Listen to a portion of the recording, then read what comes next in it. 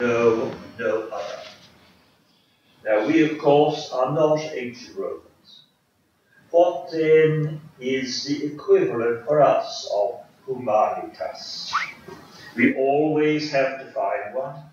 For the evils against which Romans pitted the sovereign virtue of humanitas have by no means gone away. I don't need tell us who read our newspapers that humanitas, unlike humanism, humanity, which once had a comfortable, bland style, humanitas, trying to remain human, is a hard art, not often practiced.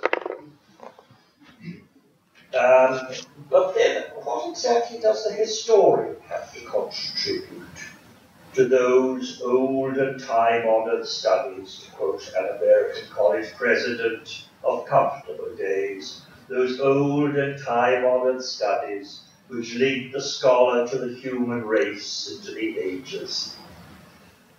Well, here I think we must be prepared for a moment of embarrassment. Historians are very often caught like shy pandas, with their large furry backsides turned towards those who seek them. Their past is their business. This is the bamboo jungle into which they are content to roam, crashing in ever deeper, leaving the modern world behind them, to chew on the succulent plants of distant ages. In the words of the great Russian dissident historian Aaron Gurevich, historians have found their way to what he called very appositely a third time, a unique temporal locus, strangely poised between present and past. Their imagination reaches into the past, but in so doing it also pulls them away from many of the narrow certainties that appear to give us a secure mooring in the present. It is this which gives them an unusual viewing point on their own age. Indeed, we historians remain always a little odd. There's something peculiar, even vaguely magical, about absorption in the past, and especially about absorption in distant pasts, which seem at first sight to bear no apparent relation to our own present. As historians, we somehow live in this strange third time. We strive to make the lives of people very different from ourselves, often in a very distant past, in different countries and in different civilizations, as much part of our own present as if it had been a chapter in our own personal existence. We do this out of an obscure but tenacious belief that the past will not go away.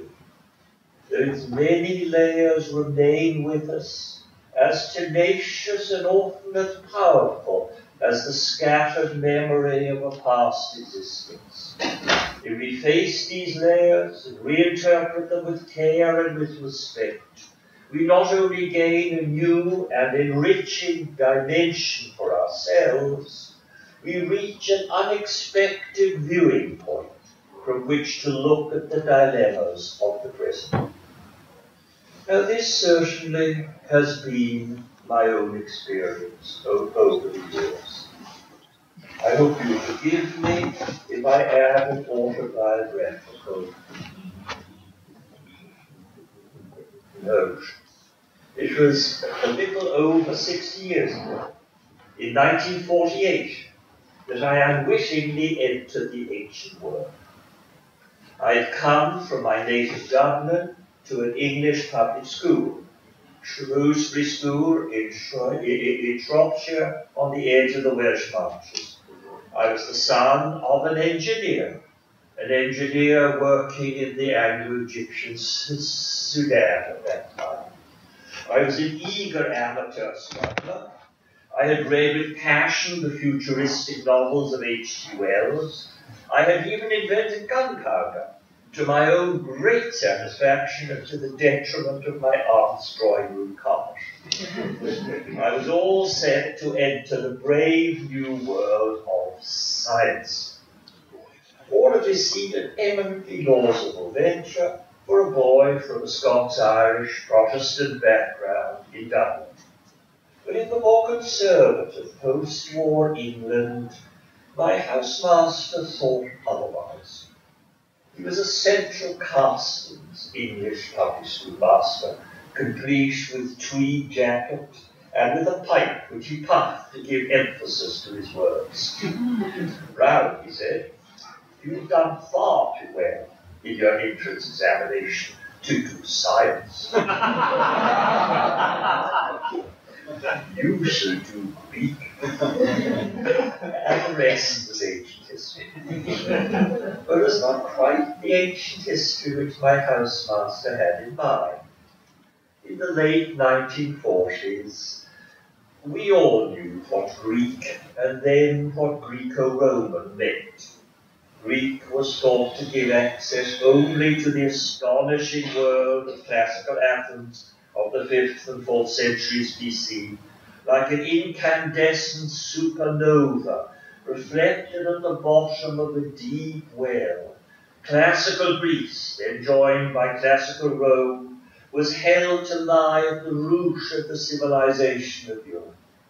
No one told me at that time that only a century after the golden age of Athens, Greek culture would spread from the Balkans to northern India as a result of the eastern conquest of Alexander the Great.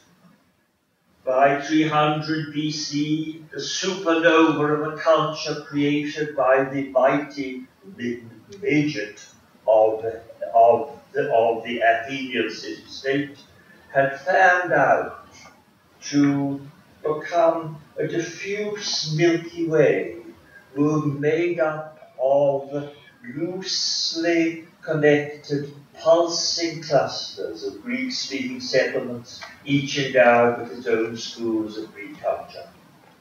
The emergence of Greece as one of the very first globalized cultures of Eurasia was just as important for the future as was the miracle of classical Greece.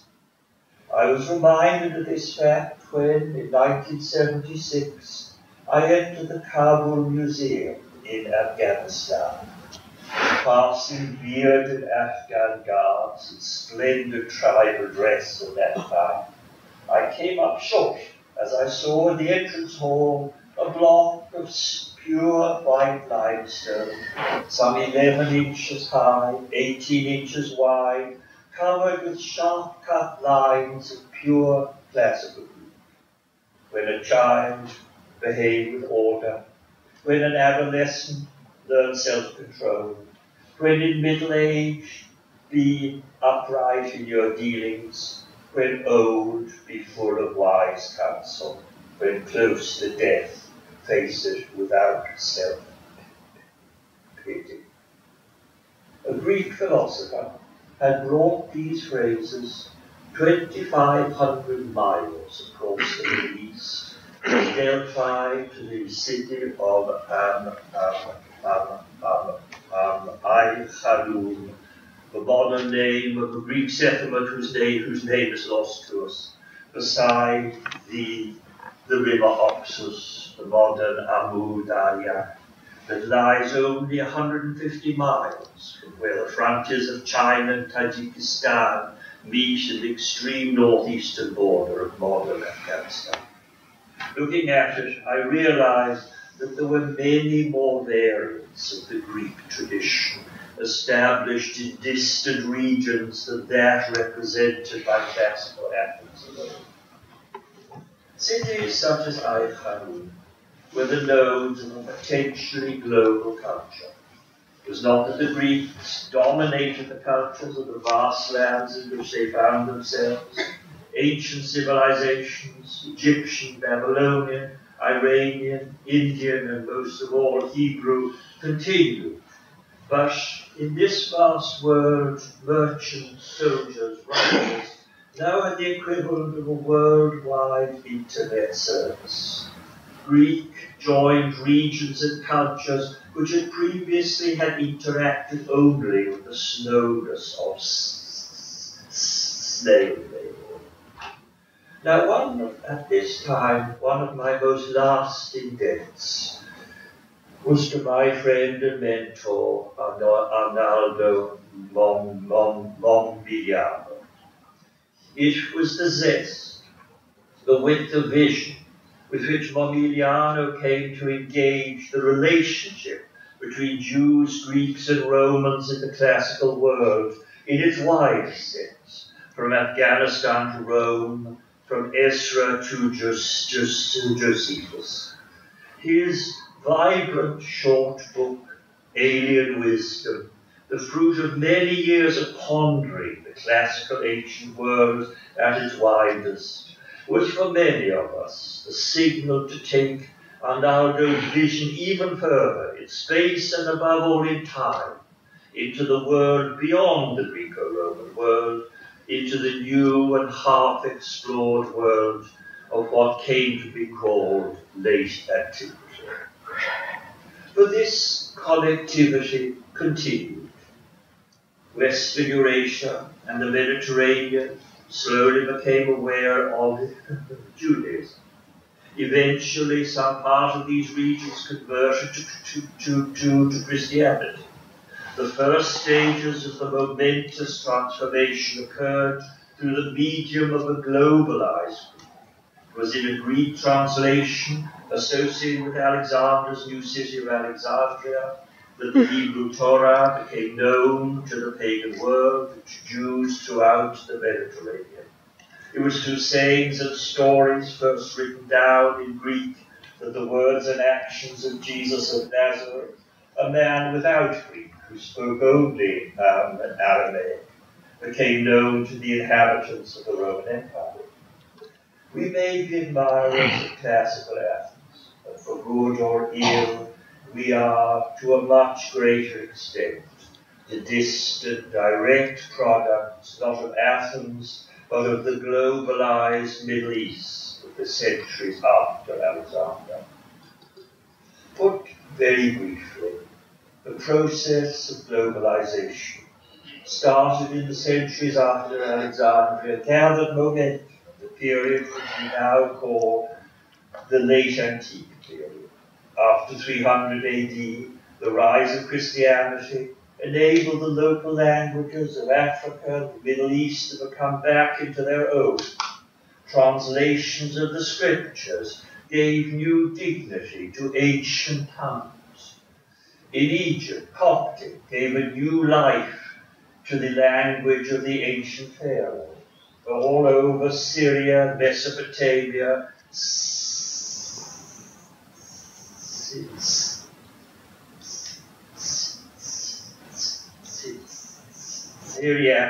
Syria, originally a northwestern variant of the widespread Aramaic dialect which Jesus of Nazareth had spoken, flowered with spectacular force as a language of religious thought and poetry. Like Greek, Syriac was also a language meant to travel. Stage by stage, Syriac moved eastward along the Silk Route. By 600 AD, Syriac using Christians had reached western China. In the Caucasus also, Armenians and Georgians each created their own vividly distinctive variants of a Christian culture. In Africa, imaginably far from the south of the Nile, Ethiopic emerged as the language of a Christian state of Ethiopia. Now, altogether, entire cultural regions, whose roots reached back to a very ancient Middle East, came into their own in late antiquity, alongside the Greek and Latin worlds that we know so very well from traditional accounts of the Greco-Roman world. They came above all with their texts and with their languages. In studying the languages of what we call rather vaguely the Christian Near East, we have come increasingly to realize that in studying them we're not merely excavating a few rare fragments chipped from fossilized cultures. We're looking down to realize that an entire multicolored meadow is lying at our feet. It's for us to harvest it. Let's take a case of Syria, which began as the literary version created in Edessa of the Aramaic that had been the lingua franca of the Middle East since Persian Achaemenid times, as a language of Christian theology, of Christian religious poetry, of spiritual guidance, and of advanced mystical endeavor. It was, beside Latin and Greek, the third great language of ancient Christianity. And how do we know this? Now let's just do a modern thing and click to Syriaca.org.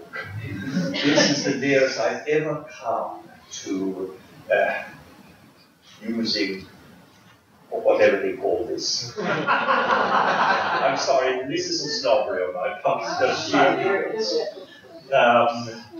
Just click Syriaca.org, directed by a former student, David Michelson of Vanderbilt University. In the last 4 years only, Dave and his helpers have quite literally put Syriac culture on the map. First, their Syriac gazetteer has charted 2,500 known places of cultural and religious activity involving Syriac literature, writers, and events, scattered across the Middle East in a great northern arch, from eastern Turkey through northern Iraq to the Zagros Mountains, across the Iranian plateau to central Asia. A whole world has been put on the map. At the same time, Dave and his helpers have added a world that we can hear. 2,500 Syriac authors of late antiquity and of the Middle Ages. Among what only 4 years ago was little more than a few hundreds. It is the same with Syriac texts. 1,100 hitherto unknown texts have been traced, often in the basements of great European libraries, to organize Syriac manuscript catalogues is like herding cats. The Vatican has 5, the British Museum has 3. Even to put them together is to bring a sense of order, and suddenly makes you realize there are a lot of these. 1,080 authors, twice as much as that mentioned by the Baumstadt Standardgeschichte der syrischen Literatur of 1922. Syriac Society and Syriac Hagiography. And with hagiography one means always, because cults are so local, because miracles are so linked to human immediate needs, little glimpses of life as lived in the large part of the Middle East. 1,100 saints, 1,500 lives of saints, all doing interesting things on the ground. Now you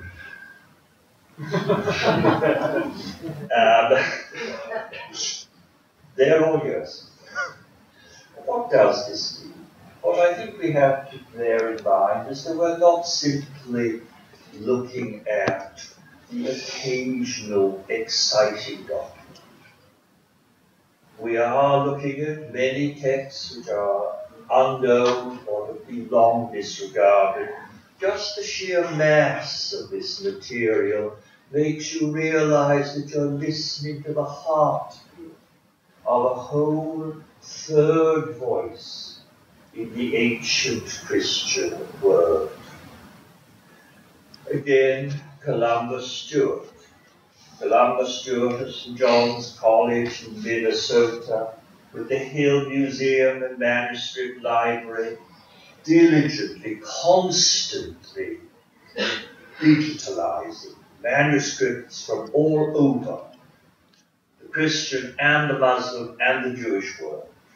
A complete library of traditional Islamic texts, photographed in Mali only a few months ago, and of course desperately against time, terribly against time. This business has continued up to the present in those large areas where, alas, ISIS is determined to create a culture of dust bowl. We are fighting a deliberate extinction of living memory. At least we should awaken our own memory. So what does it show? What does all this show?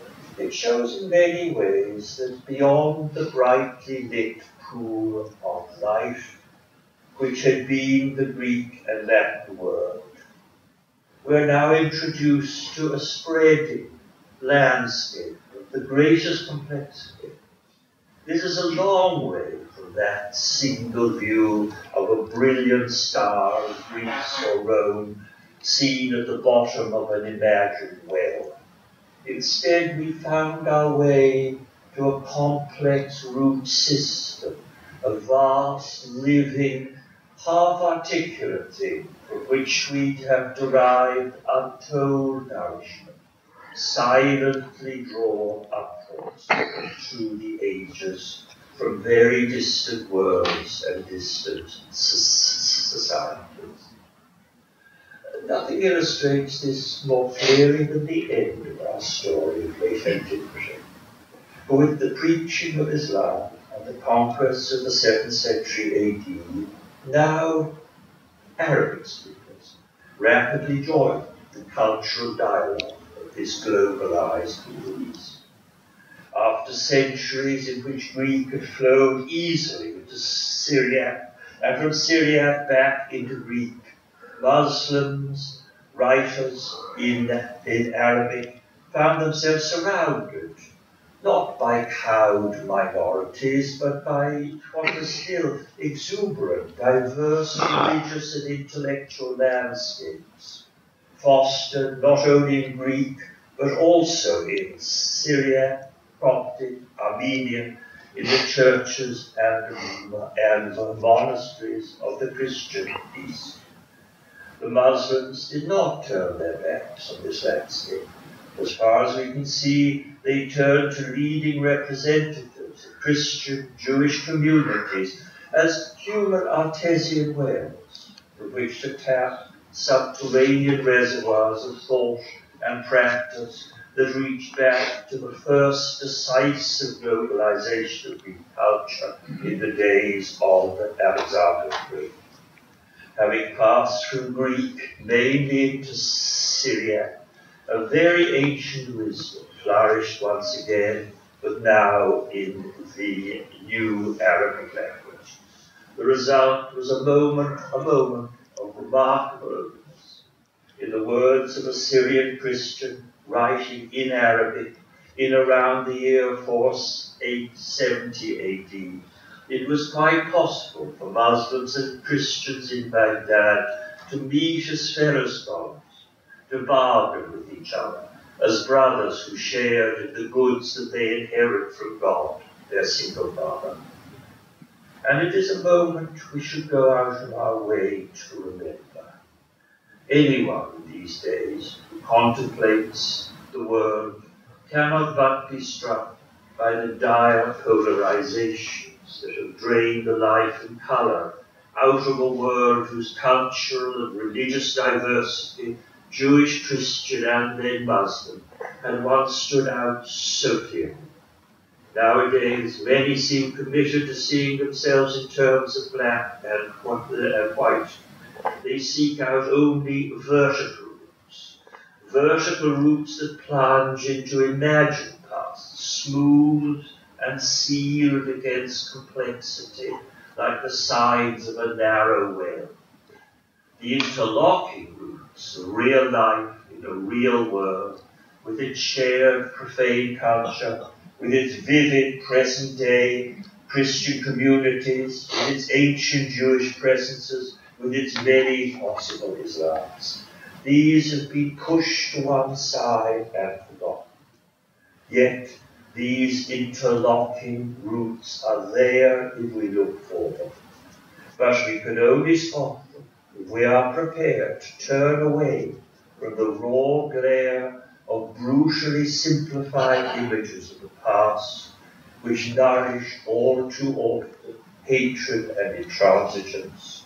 To do this, we need the softer, clearer light of the historian's third time. Thank you.